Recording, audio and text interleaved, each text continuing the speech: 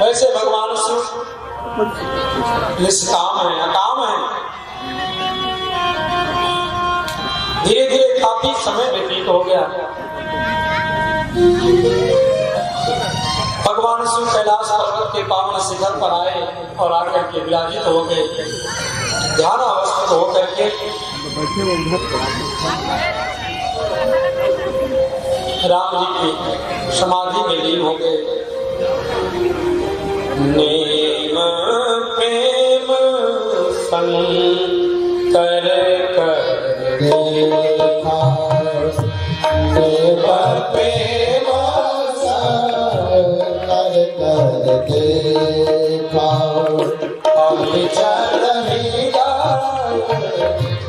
भक्ति करे,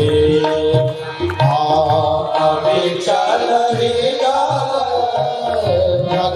कर देखा।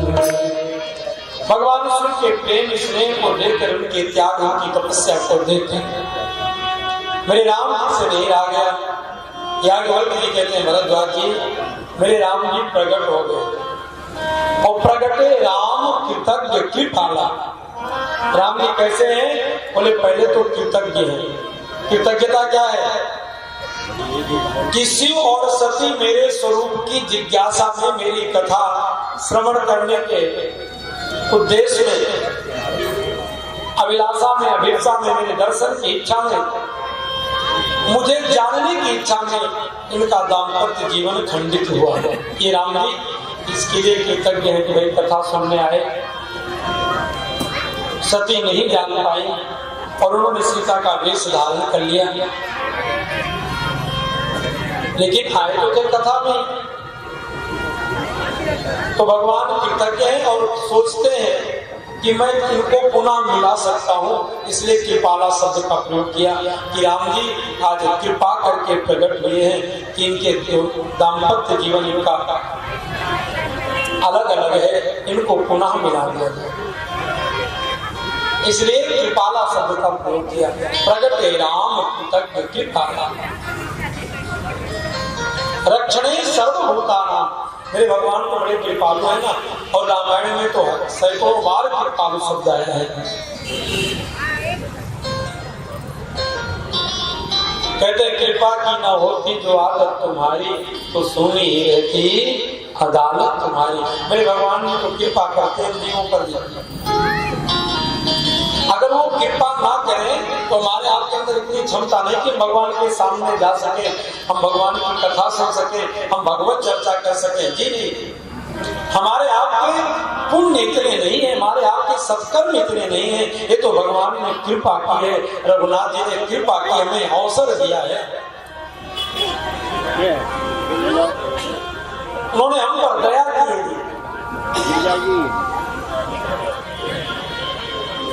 ये छोटे बच्चे को एकदम पीछे ले जाओ, आगे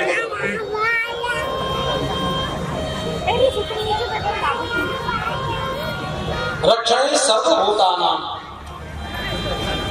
तो मेरे राम जी प्रगटे राम कृतज्ञ कृपाला। मेरे राम जी प्रकट हुए, भगवान शिव ने राम जी का दर्शन किया है। बड़े शिव जी की सराहना की और सराहना करते हुए राम जी ने कहा, हे भोलेनाथ, आप जैसे व्रत के पालन करने वाले बहुत कम होते हैं। आप जैसा कौन होता है जो इतना कठिन व्रत का पालन करे? बहुविध राम शिव ही समझावा। मेरे राम जी शिव जी को अनेक प्रकार से समझाते हैं और समझाते समझाते राम जी ने कहा, भोले बाबा आज तक आप कथा कहते थे, आप कथा सुनते थे, आज मैं भी कथा कहने आया हूँ। भोले बाबा ने कहा, प्रभु आप अपनी कथा सुनाओगे? राम जी ने कहा नहीं मैं अपनी कथा नहीं सुनाऊंगा। बोले तब? राम जी ने कहा आज तो मैं पार्वती की कथा कहूंगा, आज मैं श्रद्धा की कथा कहूंगा। बोले बाबा के नेत्र सजल है। पार्वती कर जन्म सुना, पार्वती के जन्म की कथा सुनाई राम जी ने भोले बाबा। और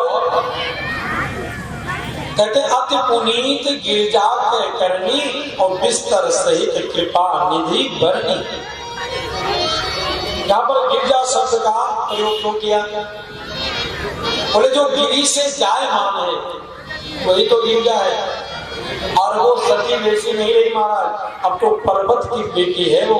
और जैसे पर्वत को कोई हिला नहीं सकता, जैसे पर्वत को कोई डिगा नहीं सकता, उसी तरह से पार्वती की भक्ति है, उनकी निष्ठा है, उनकी तपस्या है, उनकी दृढ़ता है, आपके प्रति प्रेम है पार्वती के अंदर।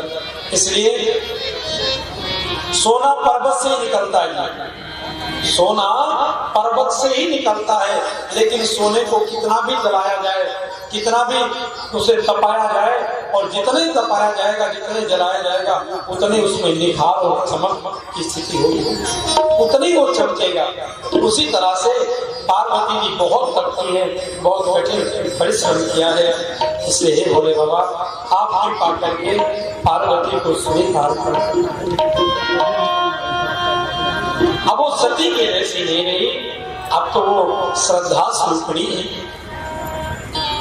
दक्ष के पुत्री के रूप में थी तब वो तर्क कुतर्क करती थी,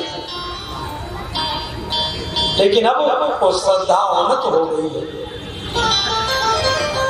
ये बुद्धि अगर तार्किक बुद्धि है, श्रद्धा से हीन बुद्धि है, तो आप समझना आपकी बुद्धि सती वाली है। और अगर इसी बुद्धि में श्रद्धा हो जाए, इसी बुद्धि में भाव हो जाए, तो ये बुद्धि आपकी पार्वती वाली बुद्धि कहलाएगी। भगवान राम शिव जी को समझाते हुए बोले, हे भोले बाबा एक विनती है मेरी। प्रभु आप विनती, आप तो आदेश दीजिए। राम जी ने कहा नहीं, आज तो मांगने वाला आदेश नहीं देता, अगर जो मांगता है ना तो अनुनय करता है, विनय करता है। एक विनती है, अब विनती मम सुनो शिव, जो पर निज नेहु, जाय विवाह सैल यह मोहि मांगे। रामचरितमानस में दो बार मांगा राम जी ने, एक तो भोले बाबा से मांगते हैं और दूसरा गंगा जी के किनारे नौका में बैठे हुए मस्त उस भक्त केवट से भगवान ने मांगा है। मांगी नाव न केवट खाना। आज भगवान यहाँ पर मांग रहे हैं, या वही मांगे देव।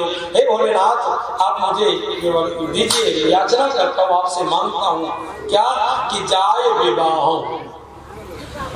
भोले बाबा ने कहा महाराज ये विवाह बड़ा विचित्र है, ब्याह नहीं ये व्याधि है, सदगुरु लियो बचाए, और गले में ज्वार परत है ढोल बजाए बजाए। बोले जब तक विवाह नहीं था हुआ था तब तक बड़े मस्त थे जी, कहीं आवे कहीं जाए, लेकिन विवाह होने के बाद अगर घर आने में 10 मिनट विलम्ब हो गए तो क्लास लग जाएगा। कहाँ थे जी? अगर लेट ही आना था तो फोन नहीं कर सकते थे। अब बताइए, अच्छा अगर घरवाली योग्य है, संस्कारिक है, तब तो भगवान की बड़ी कृपा है। ये दाम्पत्य जीवन भगवत भजन का, भगवत साधन का सुगम साधन भी है। और अगर घरवाली प्रतिकूल है तो भी ठीक है। और भगवान की भक्ति तो तभी होती है ना जब वो पूर्व जन्म के संस्कार जागृत हो जाए। अगर पत्नी के नाराज होने पर, पत्नी के डांटने पर सब अगर भक्ति लोग करने लगे, बोले तुलसीदास जी की पत्नी नाराज हो गई तो इतने बड़े संत हो गए, तो आज तो सैकड़ों हजारों लाखों संत घूमते जी। तो अगर पत्नी के डांट पड़ने पर लोग साधु बनते तो आज हमको लगता है कि करोड़ों साधु घूमते रहते, गढ़वा में भी तो 4-10 हजार साधु होते। क्यों? डांट तो पड़ती ही है, याद नहीं पड़ती होगी नहीं? यहाँ के लोग तो बड़े अच्छे हैं। एक राजा साहब थे, तो उन्होंने एक सूचना जारी की राजा साहब। उन्होंने कहा भाई हमारे राज्य में क्या कोई ऐसा भी व्यक्ति है जो अपनी पत्नी के अधीन नहीं है? अगर हो तो उसे बुलाओ, हम इनाम देंगे। अब सैनिक लोग चले गए घूमने, ढूंढने चारों तरफ। किसी से पूछे तो भाई आप अपने पत्नी के को यहाँ मारा घूम, तो अब पता लगाते पहलवान जी मिल गए जो पहलवानी करते थे। सैनिकों ने पूछा क्यों पहलवान जी, पत्नी के गुलाम हो, पत्नी की बात मानते हो? उसी के कहने बोले छोड़ो जी, हम पहलवान हैं, कोई जरूरी नहीं वो जो कहे हम करें। सैनिकों ने सोचा चलो बहुत मेहनत करने के बाद एक पहलवान जी तो मिले। पहलवान जी को लेकर के राजा के पास आए, बोले महाराज यही पहलवान जी मिले हैं जो अपने पत्नी के अधीन नहीं है। राजा ने कहा चलो बड़ी खुशी की बात है। पहलवान जी क्यों, आप पत्नी के अधीन तो नहीं हो ना? बोले ना महाराज मैं बिल्कुल नहीं हूं। तो राजा साहब ने कहा सुनिए पहलवान जी, 2 घोड़े हैं हमारे पास, एक गौर वर्ण का घोड़ा है और एक श्याम वर्ण का घोड़ा है, कौन सा घोड़ा आप ले जाएंगे? तब पहलवान जी ने कहा महाराज जरा 2 मिनट समय दिए, जाकर पूछा मैं कौन सा घोड़ा लेना है। राजा साहब ने कहा अच्छा तो समझ गए हम। बोलिए आनंद कंद भगवान की। भगवान शिव कहते हैं प्रभु विवाह करने की इच्छा नहीं है। अब तो जो भी समय है ना, मैं सोचता हूँ आपके ध्यान में, आपके स्मरण में, आपके भजन में, आपके पूजन में व्यतीत हो, बाकी सांसारिक विवाह आदि की बिल्कुल इच्छा नहीं। शंकर जी को राम जी समझाते हैं क्या प्रभु वैसे उचित तो नहीं है। बोले बाबा कहते हैं कहाँ शिव जदपि उचित यस नाही, कहाँ शिव जदपि उचित यस नाही, नाथ बचन मुनि मेटी न जाई, नाथ बचन मुनि मेटी न जाई,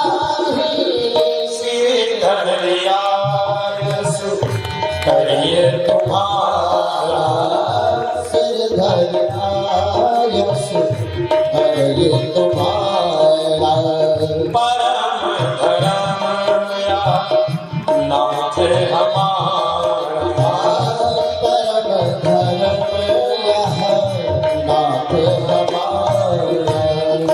मातु पिता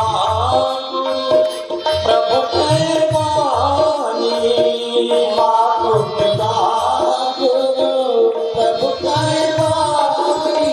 देखो हर प्रसंग में कोई ना कोई उपदेश छुपा हुआ है।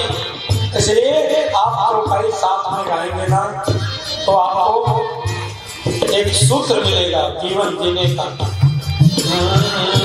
मातु पिता प्रभु गुरु के वाणी, मातु पिता प्रभु के वाणी, बिना ही विचारे कई शोभ जाने, बिना ही विचारे करम शोभ जाने, बिना ही विचारे करम शोभ जाने। भगवान शिव ने कहा आपको वैसे उचित तो नहीं है विवाह करना, मेरे हिसाब से विवाह करना उचित नहीं लगता। एक बार कर लिए, अब इच्छा नहीं विवाह करने की। लेकिन मैं आपके वचनों को मेट भी तो नहीं सकता हूँ। माता पिता गुरु प्रभु के आदेश को बिना विचार करके ही सिरधारी करना चाहिए। और ये जितने भी है ना, चाहे भगवान हो, चाहे गुरु हो, या माँ हो या पिता हो, ये हमेशा जो भी कहेंगे, जो भी आज्ञा देंगे, उस आज्ञा में भी आपका कल्याण ही छुपा होगा। भगवान श्री कृष्ण गए दुर्वासा जी के पास। दुर्वासा जी आए भगवान श्री कृष्ण से मिलने। तो भगवान व्यस्त थे, ध्यान दिए नहीं, दुर्वासा जी की तरफ देखे नहीं, वो आगे सीधा सामने। और दुर्वासा जी नाराज हो गए, क्यों द्वारिका जी, मेरे आने के बाद आपको पता नहीं था, बैठे रह गए आसन जमाए। भगवान उठकर खड़े हुए, बोले महात्मा नाराज मत हो, मैं जान नहीं पाया आप कब आ गए। बोले मैं ये सब कुछ नहीं सुनना चाहता हूँ और मैं आपको श्राप दूंगा, उसे स्वीकार करना पड़ेगा। भगवान ने कहा जो आ गया। दुर्वासा जी ने कहा खीर बनवाई जाए। खीर बनाई गई और दुर्वासा जी ने कहा मेरा यही श्राप है कि इस गरम गरम खीर को आप अपने पूरे शरीर में लेपन करें। मेरे आने पर आप उठकर खड़े रहेंगे, ये गरम गरम खीर को आप अपने शरीर में लेपन करें। अब भाई महात्मा का श्राप, उनकी आज्ञा पालन करना। भगवान श्री कृष्ण ने क्या किया, वो खीर निकाल के पूरे शरीर में लेपन किया। पूरे शरीर में लेपन करने के बाद पंजों में नहीं लगाया, क्योंकि महात्मा के मुख से निकला हुआ ये खीर है, भले ही जैसा भी है लेकिन है तो प्रसाद रूप में ही। इसे पैर में कैसे लगाया, पैर में भगवान ने नहीं लगाया, पैर को सुरक्षित कर दिया, चरणों को, बाकी पूरे शरीर में घुटना के नीचे तक लगाया। इसके पश्चात दुर्वासा जी के नेत्र सजल हो गए। बोले कन्हैया मैंने आपको श्राप भी दिया है, लेकिन इसमें भी आपका हित छुपा हुआ है। जहां जहां आपने खीर लगाया है वो शरीर आपका वज्र जैसा हो जाएगा, उस पर किसी भी अस्त्र शस्त्र का कोई प्रभाव नहीं पड़ेगा, लेकिन अपने चरणों को बचा कर रखना, अपने पैरों को बचा कर रखना।